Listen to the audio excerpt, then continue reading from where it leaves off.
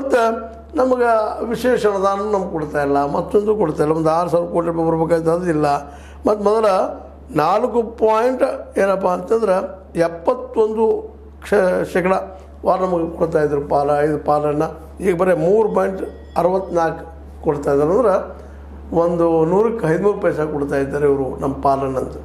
ಈ ಎಲ್ಲ ನೆಲೆಯಲ್ಲೇ ದಕ್ಷಿಣ ಭಾರತದ ಎಲ್ಲ ರಾಜ್ಯಗಳ ಮುಖ್ಯಮಂತ್ರಿಗಳನ್ನು ಕೂಡಿಸ್ಕೊಂಡು ಒಂದು ಸಂಘಟನೆ ಮಾಡಿಕೊಂಡ ಈ ಒಂದು ಮೋದಿಯವರ ಸರ್ಕಾರದ ವಿರುದ್ಧವಾಗಿ, ಕೇಂದ್ರ ಸರ್ಕಾರದ ವಿರುದ್ಧವಾಗಿ ಹೋರಾಟ ಮಾಡ್ತಾರ ಅನ್ನುವಂಥ ಮಾತು ಮತ್ತು ಇವತ್ತು ಅನಿವಾರ್ಯ ಏನೋ ಅದು ಅನ್ನುವಂಥ ಮಾತುಗಳು ಕೇಳಿ ಬರ್ತಾ ಇದ್ದಾವೆ. ಯಾಕಪ್ಪ ಅಂದ್ರೆ ಇದೇ ರೀತಿ ಮುಂದುವರೆದ್ರೆ ಕ್ಷೇತ್ರ ಮರುವಿಂಗಡಣೆ ಆಗಿರ್ಬೋದು, ಅನುದಾನ ಹಂಚುವಳಿ ಆಗಿರ್ಬೋದು, ಮತ್ತೊಂದು ಆಗಿರ್ಬೋದು, ಎಲ್ಲದರಲ್ಲೂ ಕೇಂದ್ರ ಸರ್ಕಾರ ಈ ಒಂದು ರಾಜ್ಯ ಸರ್ಕಾರಗಳಿಗೆ ಅನ್ಯಾಯ ಮಾಡ್ತಾಯಿದೆ. ಅದರಲ್ಲೂ ಮುಖ್ಯವಾಗಿ ಈ BJP ಥರ ಇನ್ನಿತರ ಪಕ್ಷ ರಾಜ್ಯಗಳ ಬಗ್ಗೆ ಇವ್ರದ್ದು ಜೋರಾಗಿದೆ ಕಾಟ.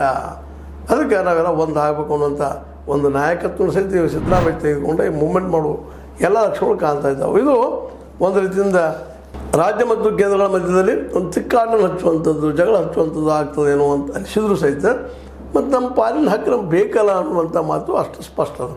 ಯಾಕಂದರೆ ಕ್ಷೇತ್ರ ವಿಂಗಡಣೆಯಿಂದ ಇಲ್ಲಿ ಸೀಟ್ ಕಡಿಮೆ ಆದರೆ ಅದು ಉತ್ತರಕ್ಕೆ ಸಿಗೋದ್ರಿಂದಾಗಿ ಸಹಜವಾಗಿ ಉತ್ತರ ಭಾರತದವರು ಇಡೀ ದೇಶವನ್ನು ಆಡುವಂಥ ಪ್ರಸಂಗ ಬರ್ತದೆ, ಸಹಜ ಆಗಿಬಿಡ್ತದೆ. ದಕ್ಷಿಣ ಭಾರತದವರು ಆಟಕ್ಕುಂಟು ಲೆಕ್ಕಕ್ಕಿಲ್ಲ ಅನ್ನೋಂಗೆ ಆಗಿಬಿಡ್ತದೆ ಅನ್ನೋ ಭಯನೂ ಈ ದಕ್ಷಿಣದ ಎಲ್ಲ ರಾಜ್ಯಗಳ ಮುಖ್ಯಮಂತ್ರಿಗಳಲ್ಲಿದೆ.